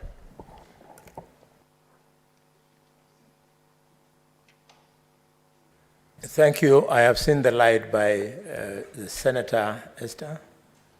Thank you, Chair. My concern is further to what Senator Sifuna was saying as to whether the witness evidence is sufficient is up to you to determine. But the governor being the wearer of the shoe, surely this would have been a good opportunity. And I thought if she's not going to speak, there should be an equalization mechanism to compensate that. I'm saying this because the mover of this motion was heard orally. Thank you, Chair. Very well. I have seen my Vice Chair. Chair, I was also a bit concerned when the Chief of Staff is the one giving evidence for the governor, because if we have any questions directed to the governor, will he be able to answer them on our behalf? I thought it would be better for her to answer the questions just to clear everything and for us all to have clear evidence and to be able to write everything that we need and to hear also from her. Senator Tobiko. Chair, I want to put it in another perspective. Chair, as the council for the county assembly said yesterday, this is a quasi-judicial process because we are not strictly, as in the sense of the word, at the courts. Because if it was, a court process, you would have been across the road. This chamber is, the Senate is quasi-judicial because it's also a political process, Chair. And Chair, my feeling is that, of course, the governor could choose to be represented by her councils. But Chair, for the satisfaction of everybody, the prime candidate here is the governor. And Chair, I mean, it would be best if there is a way, even in silence, for the governor to take the stand so that she's not only cross-examined by the councils, but so that we are also availed the opportunity to directly engage the governor, even if it is in silence. Thank you. The Governor of Mandera. Thank you very much, Chair. The former Governor of Mandera and the Senator of Mandera, the current. Thank you, sir. Thank you, Chairman. Now that an application has been made and our attention drawn to provisions of Rule 10, and considering how the County Assembly matter has been executed yesterday, it will only be fair, and the option not to exercise has been already superseded by affidavits that had already been drawn by the governor. It will only be fair to us as a Senate and this special committee to be able to interrogate the evidence, and the County Assembly to be able to interrogate the evidence better by the governor availing herself, and the committee has the mandate for that matter. My request is the Chief of Staff, as the key witness for the governor, may not be able to substantively deal with issues to do with position or responsibility of the governor, upon which is in question, and her impeachment is what we are executing today. It is only fair if the request is made that the governor avails herself. And the chair, my request is we deliberate and you give a ruling on the same. Thank you, Chair. Yes, Senator Tangwa. Mr. Speaker, as I said yesterday, I'm not a lawyer. So allow me to argue like a layman. Mr. Speaker, all I understand is we have the accuser and the accused. Chair, it's a matter of procedure. Can the Senator for Kiambu address you as the chair, not Mr. Speaker? All right, thank you. Chair, Mr. Chair. Senator Mandago, relax. It is normal to have a slip of the tongue, but in any case, sometimes I can be so imposing that the young Thangwa sees a speaker in me. Yeah. Thangwa, can you proceed? Yeah, probably. So, Mr. Speaker, I'm talking about, all I see is an accuser and the accused. The governor is the accused. The accuser was the mover of the motion. And I believe the accuser was to come with the witnesses. And so the governor herself should also come with her witnesses. So she must stand on the dock. And the moment we started this hearing, the charges were read. and she pleaded not guilty. So how come now the governor cannot stand on the dock to be cross-examined on what she pleaded not guilty? Mr. Speaker, I remember yesterday, and I'm trying to help the council from the governor's side, because now I've started reading mischief. We were doing well. Everything was going on well. But yesterday, I remember there was a Catholic priest. And Mr. Speaker, he said he was here because of how he felt, because of his feelings. I'm trying to imagine the gentleman standing here is also here because of how he's feeling about the governor. So do you want me to judge the governor from how the gentleman feels? So I urge, and I would want to assist the side of the governor. The governor is accused. And the issue here is more egocentric than constitutional. We would want to hear, we are here to see, maybe we must start judging the governor. That's the way she is. She doesn't talk to people. She doesn't want even to hear. I don't want to do that now, but I'm trying to help the side of the governor. The accused should stand there so that we can ask those questions. She's seen on TV making utterances, roadside declarations, and then you tell us to examine a chief officer who is not even per se a civil servant. It's more of an organizer of a government, the caretaker, I don't know whether you understand what I'm saying.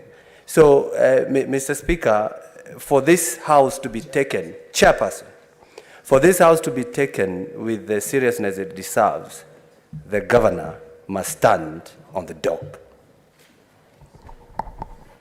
I think the final submission is from the Senator of Lamu. Thank you, Chair. Chair, I want to agree with other members that it is the governor that the 62 accusations has been leveled against her. And in fact, the governor was elected by the good people of Meru. They are watching. They want to hear how the governor is going to exonerate herself from all the claims that has been leveled against her. So it is in all manner of good faith that we want to demand that the governor stand and tell us what she has so that we can be able to do a proper determination as the committee.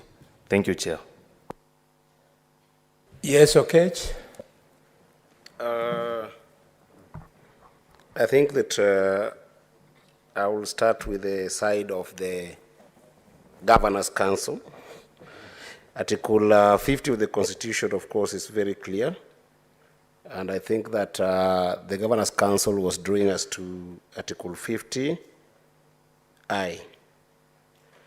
And we respect that.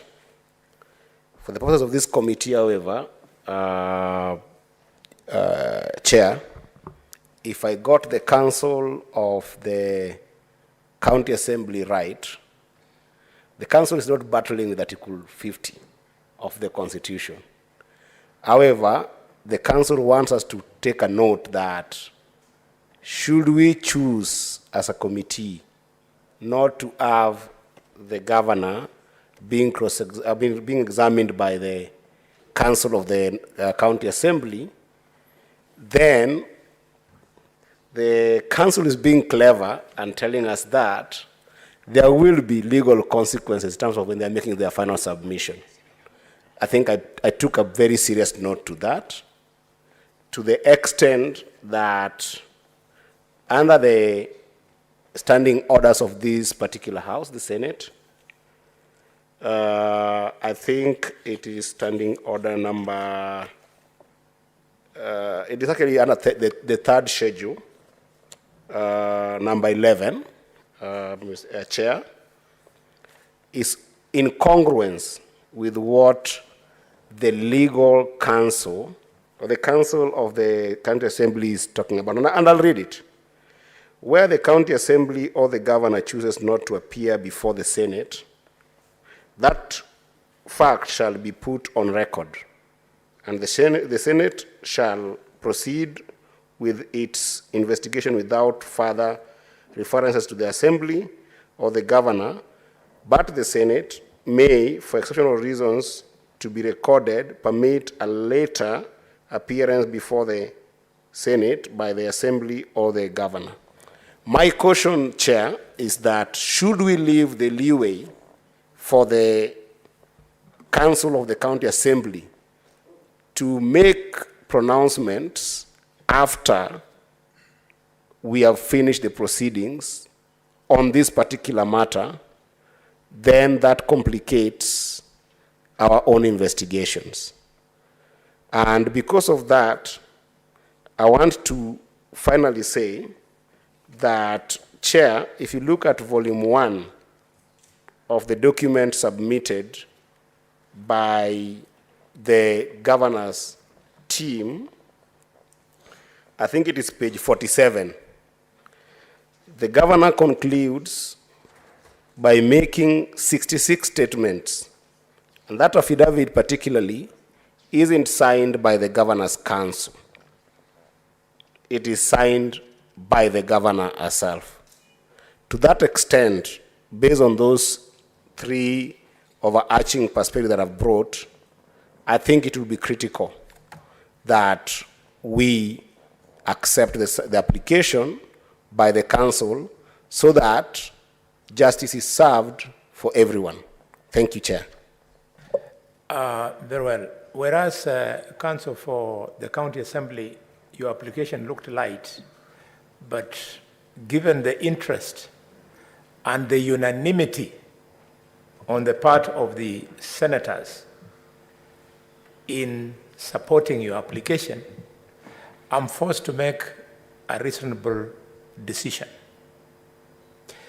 But before I make it, allow me to discharge two things. The first thing, the Senator of Migori. Allow me to discount your views on Standing Order number 11.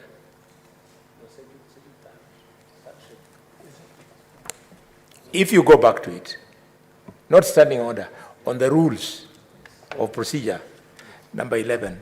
Number 11 only applies in the event the governor had refused to appear. She has come.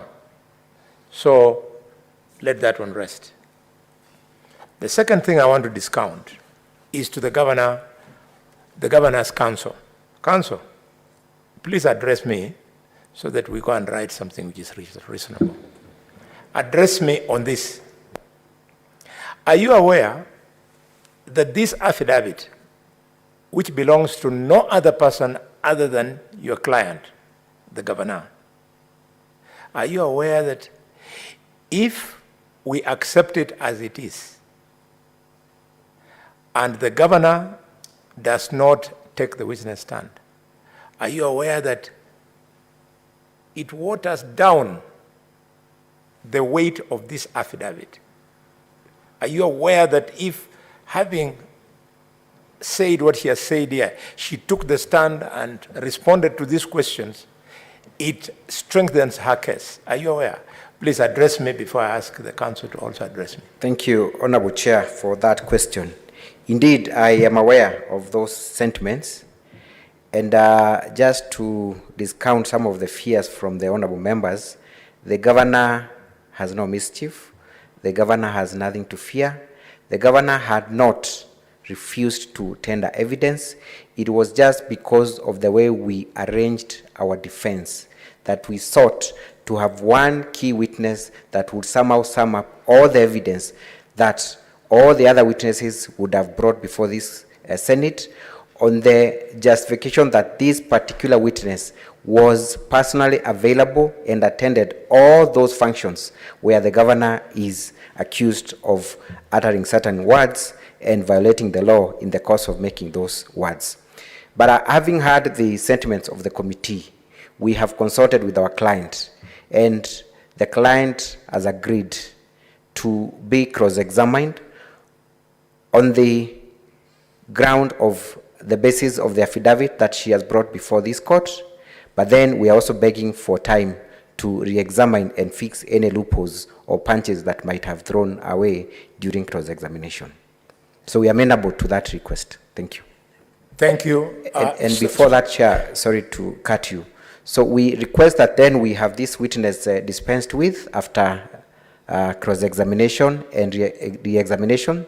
Then we can have the governor come in, after which we shall beg for 20 to 30 minutes to prepare the governor, considering that she had not prepared for this particular eventuality. Thank you.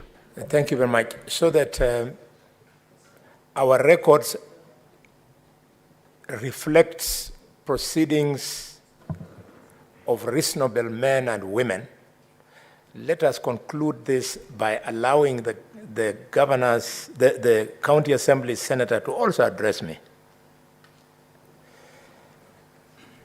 I'll speak to the issues you have raised. You address me on the following. Chair, on the following. Yes. You address me on the following. Yes, Chair. On the following, I'm here to tell you what I would like you to add, so that it helps us to look neat and reasonable. I'm drawing your attention to Article 50, Sub-Article 2. Chair, on a point of order. Chair, point of order. I'm being asked on a humanitarian basis that you allow the witness to sit as we dispense. He's looking like he can exit these proceedings.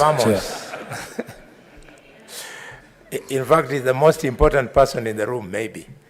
So please, witness, you're free to take your seat for the time being. Thank you, the Senator of Nairobi. This is why you are the Senator of Nairobi, the county of everybody.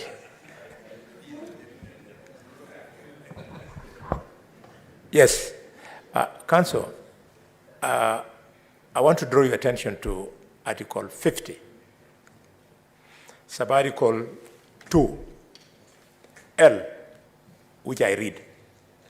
This Constitution is alive 24/7, and it is never suspended.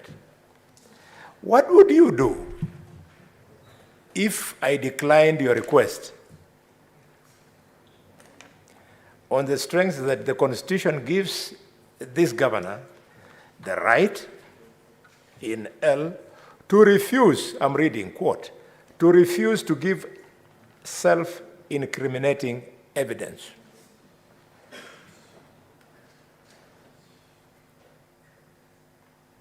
Address me on that one, then I'll discharge what you have applied for, Council for Governor, and we proceed. Chair, the rule against self-incrimination is a rule that governs criminal proceedings. The proceedings before the Senate are neither criminal nor civil. This position, and my colleagues can confirm this, has been affirmed in several decisions emanating from this Senate. One of them is the case of Justice Kariuki.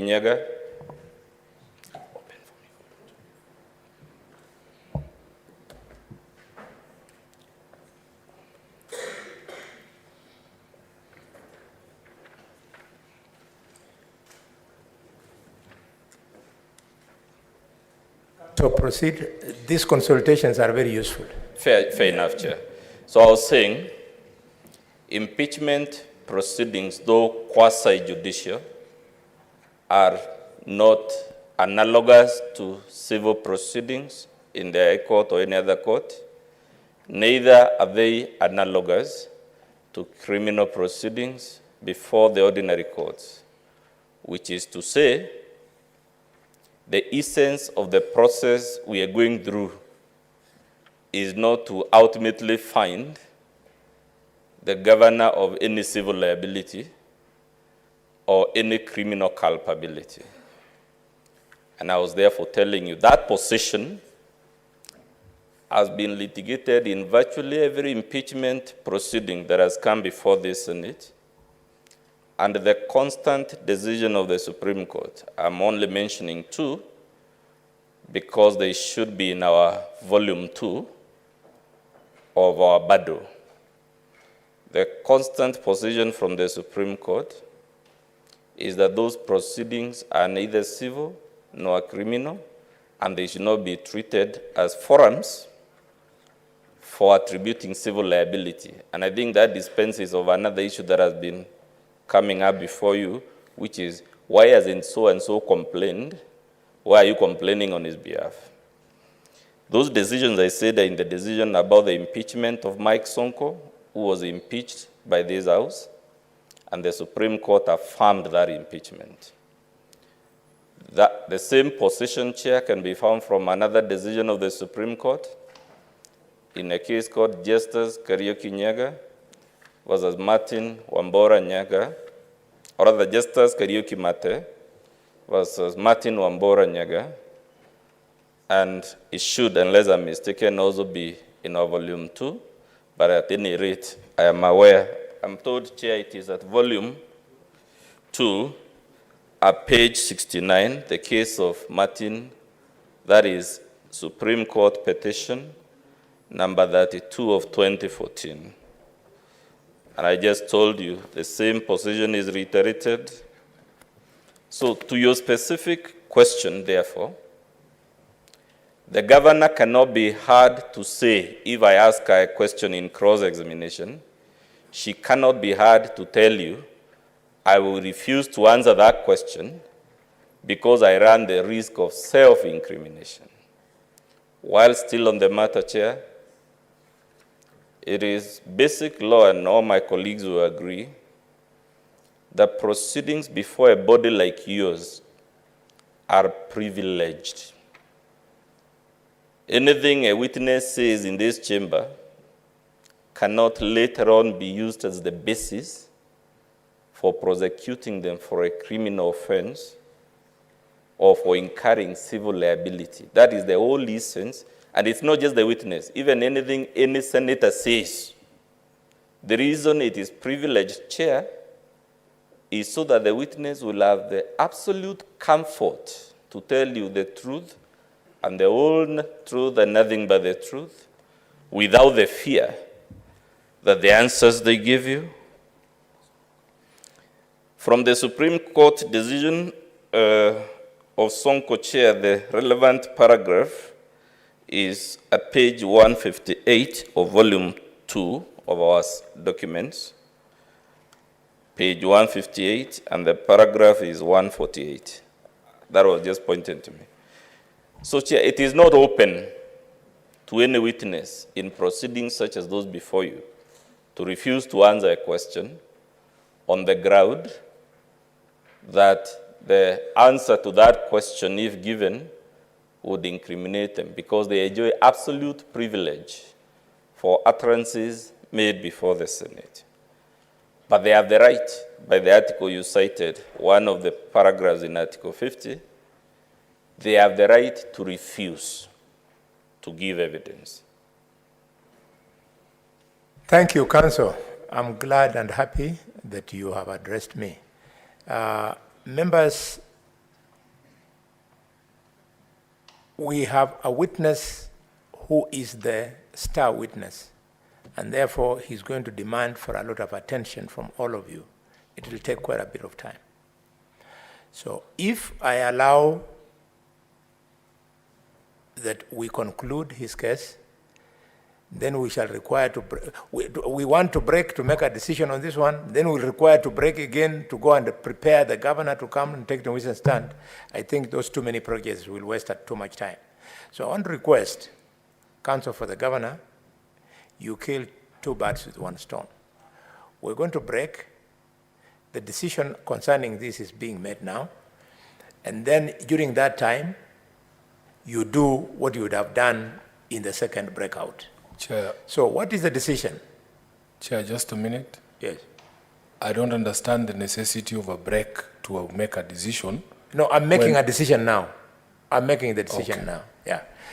The decision we want to make was going to be difficult and maybe academic if the position of the governor was that she was not taking the stand. But because she has agreed to take the stand, we congratulate her for being cooperative and look forward to her on the witness stand. For now, I want to request that we adjourn. We give everybody 1 hour. During that 1 hour, you grab a bite, and during that 1 hour, prepare your governor for the forthcoming interventions. Thank you, members.